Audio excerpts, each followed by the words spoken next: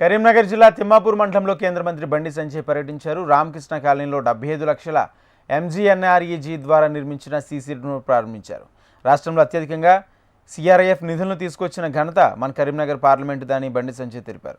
గత ప్రభుత్వం సహకరిస్తే ఇప్పుడు గన్నేరువరం బ్రిడ్జ్ పూర్తయ్యేదన్నారు కేంద్ర మంత్రి బండి సంజయ్. రాజకీయ కక్షతో వ్యవహరిస్తూ ప్రజలను ఇబ్బంది గురి చేసిందని బండి సంజయ్ మండిపడ్డారు. కాంగ్రెస్ ప్రభుత్వం నుండి హై లెవెల్ బ్రిడ్జ్ ప్రతిపాదనలు కేంద్రానికి వెళ్ళాయన్నారు. మొత్తం 77 కోట్లతో 18 కిలోమీటర్ల పొడవున నిర్మించేందుకు కేంద్రం సుముఖంగా ఉందన్నారు. అతి త్వరలోనే కేంద్రం ఆమోదం తెలపనుందని, గన్నేరువరం ప్రజల చిరకాల వాంఛ నెరవేరబోతుందని బండి సంజయ్ తెలిపారు. కలిసి ఈరోజు ప్రారంభోత్సవం తీసుకోవడం జరిగింది.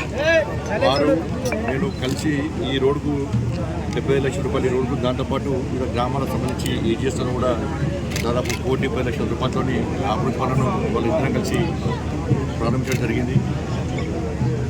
మనకొండూరు కాన్స్టిట్యూన్సీలో కూడా గౌరవ ఎమ్మెల్యే గారి యొక్క వారి సూచన మేరకు వారు ఇచ్చే ప్రతిపాదనలు కానీ, నేను ఇచ్చే ప్రతిపాదనలు కానీ కలిసి ఈ నియోజకవర్గాన్ని అభివృద్ధి చేసే ప్రయత్నం చేస్తున్నాం. అదేవిధంగా గతంలో వారు ఉన్న ఢిల్లీకి వచ్చి కూడా వారు నేను కలిసి గౌరవ కేంద్ర మంత్రి గారిని కలవడం జరిగింది.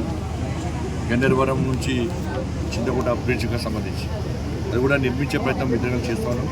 ఇలా ఏ రాజకీయాలకు తాగు లేకుండా ఇవాళ ఎన్నికలు అయిపోయినాయి. అందరం కలిసిమెలిసి ఈ కరీంనగర్ పార్లమెంట్ అభివృద్ధి, దాంతోపాటు ఇక్కడ మానకొండ నియోజకవర్గ అభివృద్ధి కోసం